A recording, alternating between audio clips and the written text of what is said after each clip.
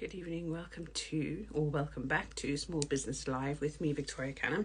I am going to be joined tonight with Ashley Crosby, who is joining me from California. So I don't think we've had somebody from quite so far away. Oh no, I think probably Australia's further. But we're going to be meeting up to chat with her about burnout, a bit about career coaching in general, tech careers, and then taking it from there. So Ashley's going to tell us more about her career, where she was in started out with a small startup, and she enjoyed it as a first employee, and later had to leave because of burnout, which I completely understand. So I'm going to add her in, and then we can kick it off. See if we can find Ashley, because it's been a little while since I did this.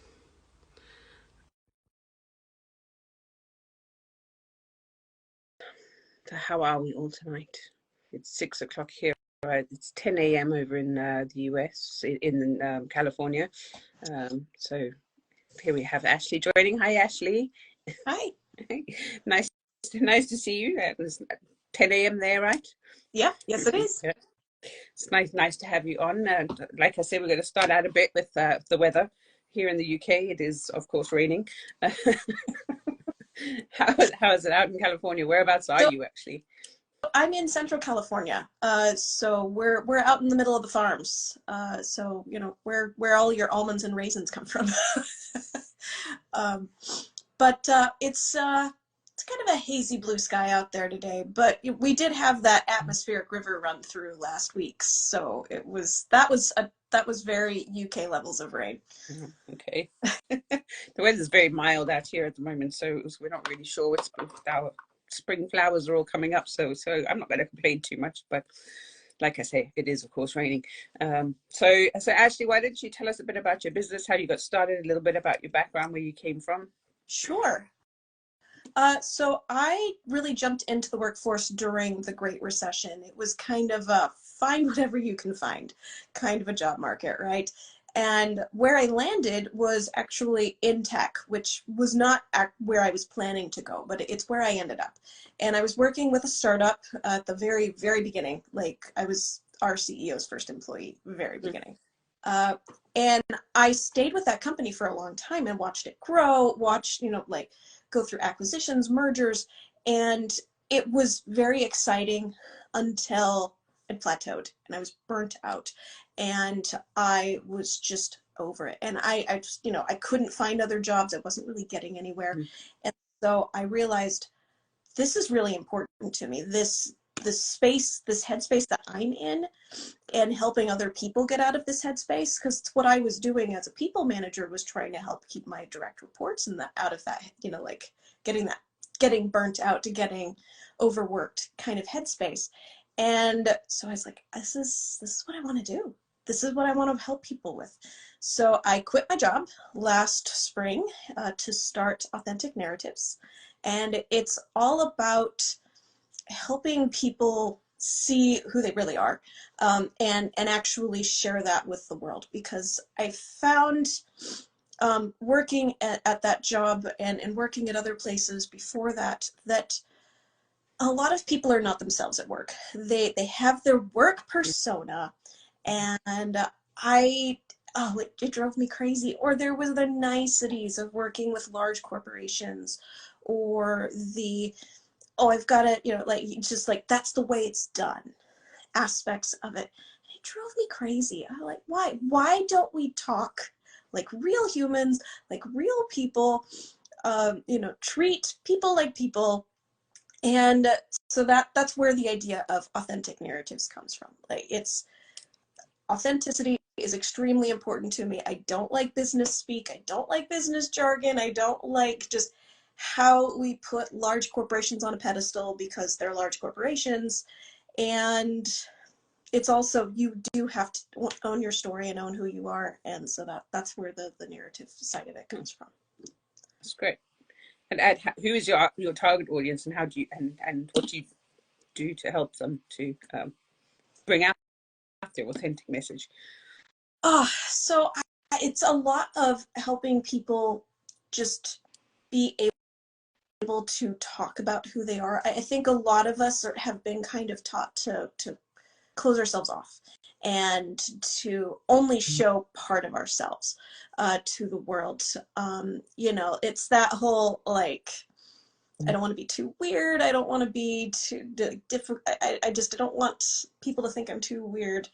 Um, and but that's not how it goes. So it's really about helping people embrace being themselves, being able to voice who they are, and embrace what they think is weird and is usually not. I had a magnet in college that a roommate stole ages ago, but it said the only normal people are the ones you don't know very well. And that's always kind of stuck with me, and I totally believe that. And so I think it's about like helping everybody let out their quote unquote weirds, which are usually not, and getting them to a place where they feel authentic and they're like, yeah, I am actually exuding myself. Maybe not my whole self, because I do want to keep parts of my life separate, and that's okay if people want to do that, but just being like, I'm not creating a fake version of myself. Yeah. So do you do career coaching, or what kind of coaching are you doing? So. Yeah, so it's career coaching. I'm also, I'd say some of it's also mindset coaching too. So it's in terms of career development, but more about just like changing your outlook on life, changing who you are. Not no wait, not changing who you who you actually present yourself to be, and not being afraid to present yourself. So I a lot of it is um, about that, and that kind of goes into the communication side of things. So my background, what I got my degree in, is in English and in creative writing, and so that part of business stuff makes a whole lot of sense to me. I know how to craft the story. I know how to write things in a way that's going to get somebody's attention. That part's really easy for me, but I know it's not easy for others. And so that's where I will also sometimes come in with more practical help to be like, okay, you're struggling to get your point across here. I know you're frustrated because you're maybe not getting everything across that you think you are. And then it turns into not really editing, but more about like helping people find their voice in writing, and being able to better express themselves. Yeah, I mean that copywriting piece is really hard. So you write things that actually sound really good, but in a copywriting perspective, just doesn't come across, and it doesn't translate to people working with you. So no, I totally understand that. And I help people with the tech side of business, as well as I'm moving more into the well-being side, but I still help people with the tech side. And those are the two things that are really most often highlighted, is messaging and the tech side. So yeah, it's really important to get that across. It's really hard. I think, I don't know if it's like men don't seem to share the same story with me, but it seems that kind of tooting your own horn and talking about yourself as a woman seems to be really hard. It's like we were told to restrain yourself, don't brag, don't boast, don't be boastful. So to go out and then write the pages where you say, hey, I'm really awesome at this, is pretty tricky for a lot of people. It's hard for me too, and even doing interviews like this, it's like, okay, I've got to like present myself and like show that I know what I'm talking about, and that can be hard. It can, yes. How do you package your products for people to come along and buy them from you? I know that you probably have a coaching package, but I don't know much about it. So Sure. So I will sell just like one-on-one sessions, and they're just, meant to be hour-long sessions, and I'll send you a quick email beforehand to just be like, hey, what are you looking to focus on? So I've got a little bit prepared beforehand. Mm-hmm. And that can just be a one-off, hey, I just need to talk some stuff through. What I'd really like to work with more people on is my coaching package that I call the Authentically You series. And it is a 6-session program over the course of about 12 weeks, where I'm going to work with you to just help you feel more like yourself at work, and to feel like you are expressing yourself at work. So at first, the first 2 sessions in series are all about your values. Who are you? What do you care about? Have you been able to actually articulate what your values are? And do you actually live by them? And help you figure that out. The next two are more about the more like practical type of stuff around, um, you know, communication, speaking, exuding yourself. Maybe you're not great at Zoom calls. Maybe you always want to have your camera off on a Zoom call, and you need to learn how to be okay with having yourself on camera on a Zoom call. Or maybe it is just I'm doing horribly at these emails and nobody ever understands what I'm trying to say. So that can be tailored to whatever's going to help you express yourself better. And then the last two sessions are about sustainability, because it can be so easy to do way too much, to get completely just wrapped up in it, and then you end up doing too much work. You take on too much, you get burnt out. And so then that's a couple sessions where we look at like, what are your boundaries? What sets you off? What excites you? What makes you shut down? And then help build up those boundaries. So that's what the Authentically You package is about. Okay, that's great. That boundaries piece, it's a piece that it comes up a lot, not just for employees, but for entrepreneurs as well. There's a lot of boundaries, and putting them in place for your clients, and making sure that you say, I can't take on anymore, or sticking to the, I guess, the parameters of your project. It's a big one. Yep. It's definitely one. Project creep is dangerous. Yeah, and it's particularly hard for us overgivers who tend to be coaches. So Yep. Okay, so do you work with men and women, or is it predominantly women? Predominantly women. I'm totally open to working with men.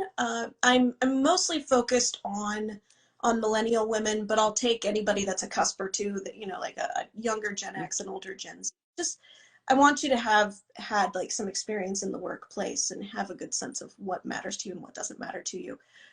And yeah, I think I talk to women more naturally, but I've certainly had plenty of men direct reports, and we've had really good relationships. So I'm happy to work with either. Great. And so you talk about your package that you currently have. Do you have any other new projects coming up that you are promoting or want to talk about, or is it? The Authentically You program is the big one that I'm pushing right now, but I've got some mini courses coming up on the horizon too. I'm going to do one on just basic communication skills, and then I'm also going to do one on just burnout strategies, in particular with the idea of active rest when it comes to working with or getting out of burnout in your career. Okay. Can you tell me a little bit more about the active rest? I did put that into the notes about what we're going to discuss tonight. So it's a new concept to me. I haven't heard it before. So. I actually stole it from physical activity. So it's not really a coaching type of idea. I'm trying to get it out there myself. All right. Okay. Okay. So let's see. I read on your Instagram you've actually had a back injury. Does that? Yeah. Yeah. I'm also a personal trainer, so active rest and that side also makes sense. But it's yeah. But carry on. Let's talk more about it. So when you're healing from that kind of major injury, you've got, the passive rest versus the active rest, right? Like the passive rest is like you've got to keep your body calm and stable and just let it heal. But then once you're at a point where you want to start rebuilding your muscles, then it's more about active rest. It's about doing things like yoga. It's about doing flexibility and stretching. And doing things more, doing it slowly, more gradually. I was doing a somatic workout back a couple weeks ago, and it had an exercise in it that it called active rest, and it's stuck with me. So, all right, imagine this, and for our couple of listeners too, like just get down on the floor, try it. It's great. If you're flat on the floor on your back, and then you bend your knees. And have your feet just about a little bit more than shoulder width apart, and then bring your knees in together so your thighs and your knees are touching.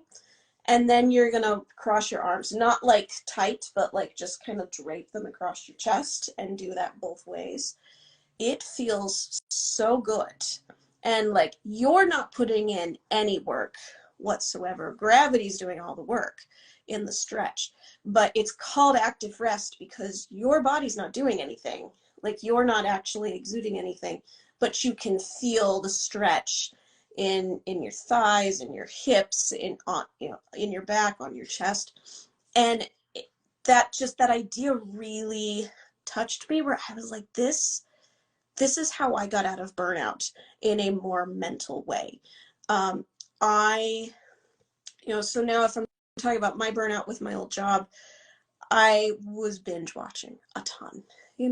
Our world makes it so easy to just sit down and be like, okay, it's September, it's time to watch Gilmore Girls again. And then I'm just going to sit down and watch it. And that's all I do. Or maybe I've got it on in the background, but I'm on my phone and I'm playing games, right? Which there are some nights that is perfectly great. It's when you're doing that every single night for weeks on end that is just passive rest. That is not actually trying to help yourself improve. So what I realized was what actually started helping me get out of the worst of the depression episode, out of the burnout episodes, was when I started coming up with very, very light, small things that to me are not jobs, are not work, but they still are accomplishing things. One that worked really well for me, and this is not going to work for everybody, was with the dishes.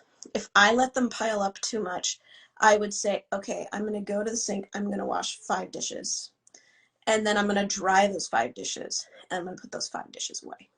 Now, that's going to take me less than 5 minutes, probably, unless they're very crusty and very gross. But but then that's 5 minutes, and I've accomplished something, and it's completely gone. Like, it's not sitting in the drain waiting to dry. It's not like, oh, now I have to go put them away. Like, it just, I went through the whole process in less than 5 minutes. And then that usually makes me be like, that was easy. That was great. I can do that with another 5 dishes. And so you're going through the entire process for, like in a short time span.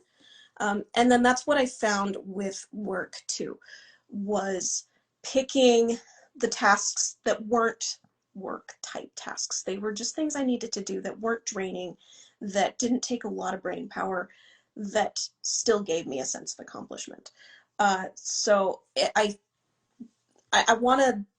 I really want to build on with this class, and I'm still kind of developing on what it's all going to look like, is what are the things that give you the dopamine of getting something accomplished that are genuinely helpful to you versus, the trying to get the much shorter forms of dopamine from our phones or from binge watching. Yeah. I think there's a brain trigger as well. So when you start to do something like your 5 dishes, you kind of get through your 5 dishes and your brain kind of goes, well, I've started, I might as well carry on. Exactly. So yeah, it's a good sense of achievement that comes out of it. And I think a lot more of us have actually burnt out at some stage than we'd like to admit or acknowledge or even recognize. So because I think it's quite a big focus for me at the moment, is the post-pandemic world. And yeah. I think the pandemic burnt everyone out, and there was so much fear and so much not knowing what was coming and when are we going to return to normal, that the burnout just piled on. And I think that we're seeing the effects of that globally at the moment because the world's so on edge. So it's definitely something that'll help people to move forward or to take the steps that they need to heal, I guess. It's the right word for that. So. Yeah, well, and I've found, like, since the pandemic, like, different things now, like, stress me out or burn me out than they did before the pandemic. Yeah. I'm an introvert who didn't have to go anywhere for months. Great. So now I'm like, oh, making a grocery store run just sounds awful. And so then it's like it takes more to build up the desire to go, and and I see that with business meetings. I see that with even like hanging out with coworkers. Obviously we've seen plenty of that with return to office and people fighting against it, or businesses thinking it absolutely has to happen when it doesn't. Like there's so much new tension and tug and pull that didn't exist before the pandemic. Absolutely. 100% agree with that. I'm more of an ambivert, so when I'm out, I love it. But to get me there, whoo, Work. yeah. Um, I found it's a really fascinating thing. I'd like to talk to you more about that, actually. So, and I'm looking forward to seeing how you develop it. That'd be great. Yeah, me. So, as an entrepreneur, what is one thing that you wish you knew before you started your own business? Marketing is hard. Um, and not just from like, I mean, I knew marketing was hard, but like we've already talked about, marketing yourself Mm-hmm. is very hard. I've done marketing in my past lives and working on things for a business. When you're marketing a business or a product, or something that you're a little bit more detached from, um, then it's not so bad. But when you're marketing yourself and you are in this kind of state of mind where you have been pushed down or you haven't had a chance to really like let yourself shine, it is really hard. It is hard to be like, yeah, get myself out there and talk to people and make it happen. That's definitely been the biggest struggle for me and the biggest surprise. How did you overcome that? Do you I don't know. I guess it's something that you could skills share with somebody else who can do your marketing. You could do this, since it's easier that way. But how did you overcome that? So I think I will eventually probably do a skill share Yeah. and find some help with the marketing. But how I got out of it was signing up for course cohorts and having like-minded people who are in the same kind of place as I am, working together towards a goal. So I'm actually part of an email engines cohort right now, around like getting those first emails written and getting that drip email system going, and like who to reach out to on socials. And I'm on a different cohort about podcast guesting and how to make that happen. So I think just knowing that there's a lot of other entrepreneurs out there, they're doing the exact same thing and are struggling with the exact same things, and finding space where you're talking to them and having some goals to help set it, and just be like, okay, I'm just meeting a goal. I'm just, I'm just working towards goals, rather than it being like, I'm putting myself out there, helps a lot. Good. Good. That's good advice. I like that, the cohorts.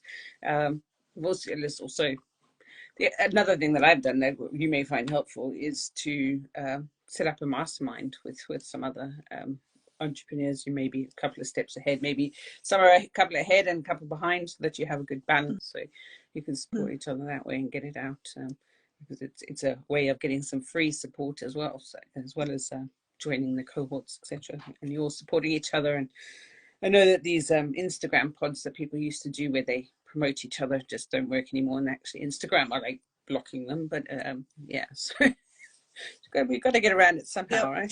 right? Just always changing, always trying the new things. Every day is a learning day. So, based on your own experience, like, what advice would you give to aspiring business owners? That's a great question. It's okay if you don't know exactly what you're doing right at the beginning. If you've got an idea of what you want to do, that is more than enough to start. Those first few months when people be like, so what's your business? What are you doing? It's when it's something more about like, a more of a mental exercise, more of an emotional exercise. You can't, it's not like I'm going to open a hardware store or I'm going to open a restaurant. Those are very easy things to explain. When it's, when it's not one of those things, it's a lot harder to explain, and that's okay. And if you're feeling that like, oh my gosh, do I not know what I'm doing? That's okay. That's actually a good place to be, because it means that you're still open to figuring out exactly what your niche is and where you want to go. So lean into the confusion and the unsurety right at the beginning. That's okay. Yes, we've all been there. All of us. Every one of us. And it won't be the last time either. No. So, Yep. so finally, how do people find you, and get to work with you, etc. I will put it in the show notes, but it's good to hear it from you Yeah. too. So So the on this account, Author Narratives on Instagram and authentic.narratives on TikTok. And then most of my stuff is on my website, so authenticnarratives.com. If you go to authenticnarratives.com/pod, you will find that you can get a 1 hour free, or not free session with me, but a discounted session with me, if you so choose. And so just for listening to one of my interviews, you get a chance to get that for half off. So again, that's authenticnarratives.com/pod. okay. Okay, do you want me to put that into the show notes? Yeah, I can go in the show. Yeah, okay. Make them listen to it first.